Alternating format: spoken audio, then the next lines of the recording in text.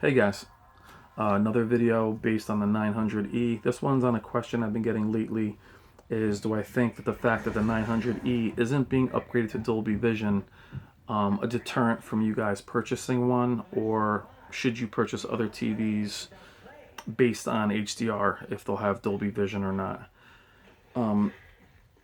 It is better, obviously, to future-proof yourself, to have as much tech as you can. To have both formats is obviously a positive and in no way a negative. It's better to have both formats if you can. There are some Blu-rays that are coming out that support Dolby Vision. You have Amazon, you have Hulu, Vudu, they have Dolby Vision. They have 4K players that support it now. I think there's a couple games. Mass Effect Andromeda supports it on PC, not on consoles. I had it with the Vizio P series, and though I liked it, it's not something that I thought was markedly better that I would chase. In all fairness, the Vizio didn't get quite bright enough to take advantage of that format. But therein lies the problem, is that very few displays now are bright enough to actually take advantage of HDR in general. HDR10 supports up to 4,000 nits of peak brightness for a 10-bit color space. That's fine. It starts at 1,000 up to 4,000 for HDR10. That's great because these displays can get up to 1,000. I believe the Sony 900E is between 800 and 1,000. But you really do need a display that gets bright enough to take advantage of HDR. Dolby Vision, on the other hand, supports up to 10,000 with a current 4,000 nit, peak brightness is their target.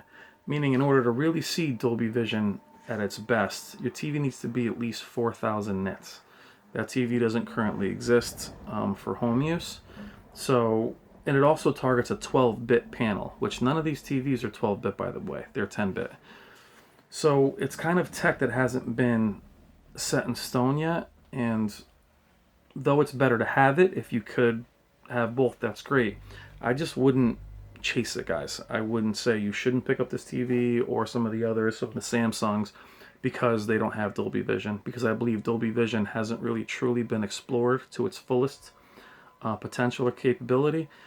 HDR10 you really can't miss out because all formats are supporting HDR10 as a baseline. Your game systems, all of the things that we have, my 4K Blu-ray player that you're watching Blade Runner on right now, supports HDR10, not Dolby Vision. You'll have to buy a different player. The upcoming consoles, Xbox One X, PS4 Pro, do not support it either. So, do I believe it's going to be the future? It may be.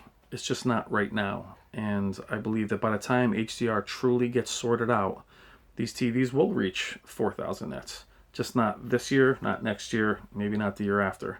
So, I think you're safe to purchase a display like the Sony 900E. If it is super important to you, there are plenty of TVs that support both, but I wouldn't not purchase one because it doesn't support Dolby Vision. Dolby Vision is great. I just don't think it's night and day, and until these TVs get bright enough to really take advantage of it, like I said, 4,000 nits is their target. 10,000 nits is their peak. 12-bit color depth. That means TVs are only 10-bit. None of them get up to 4,000 to even hit their minimal requirements. So I'm not killing Dolby Vision. I just think that it's not something that is necessary right now. If you have it already on your displays, great, you're covered. But there really isn't such a thing as future proofing when technology moves that quickly. And I think you can enjoy some pretty amazing displays that don't have it. I've also had a couple comments where people have said some of their TVs don't have great HDR in general performance, simply because a lot of those displays don't even break 600 nits. So HDR, though included, is really minimal. So you really need a TV with a high peak brightness to truly enjoy HDR, and especially Dolby Vision. The Sony 900E has awesome HDR performance. It gets plenty bright. It's a very consistent display. I'm very happy with it. And HDR is a topic we'll cover in another video, whether I think it's something you should chase or not. But those are my thoughts on Dolby Vision. I don't think it should keep you from purchasing the 900E. And that's it. Thank you as always, and keep the comments and questions coming, please. Thank you.